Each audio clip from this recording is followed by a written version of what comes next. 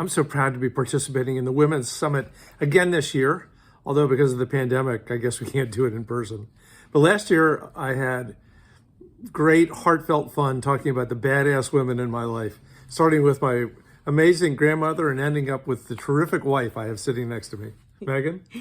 Listen, we need you badass women, because just like every other critical time in American history, the nation is turning to women. Over 70% of the frontline workers in this pandemic are women.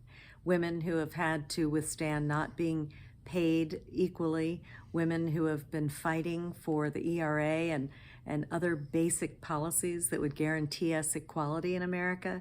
Once again, we are stepping up and we are saving America.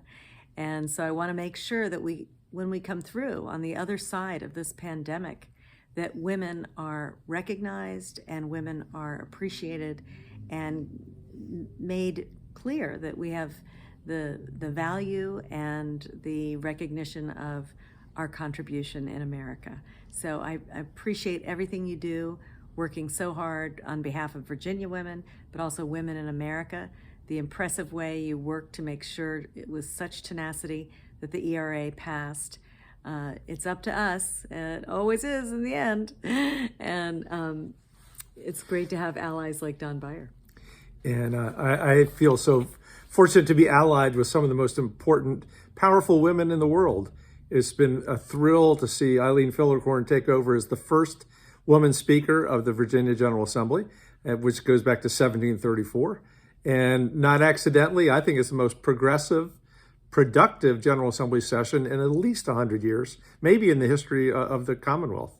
And I've been proud to be a part of the whip team for Speaker Nancy Pelosi, who has led this country and certainly this Congress through this pandemic the way no one else possibly could have. Absolutely. It's been really fun too. We took back the House. By the way, I love being in the majority. And we're in the majority because of Abigail Spanberger and Elaine Luria and Jennifer Wexton. And the majority of those Democratic freshmen who were women. I just got a list recently of all the targets for next year. We have 19 seats we can take.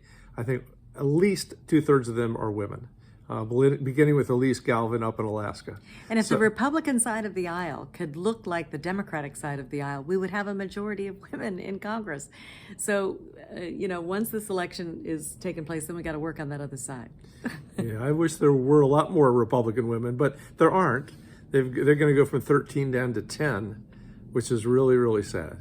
But I'm glad to be with the badass women that I'm married to, that I'm raising, that I'm the progeny of, and that I get to hang around with every day. And we will continue to do all our best, even in our humble, male status, to lift women up to where they actually belong, leading the country, leading the world.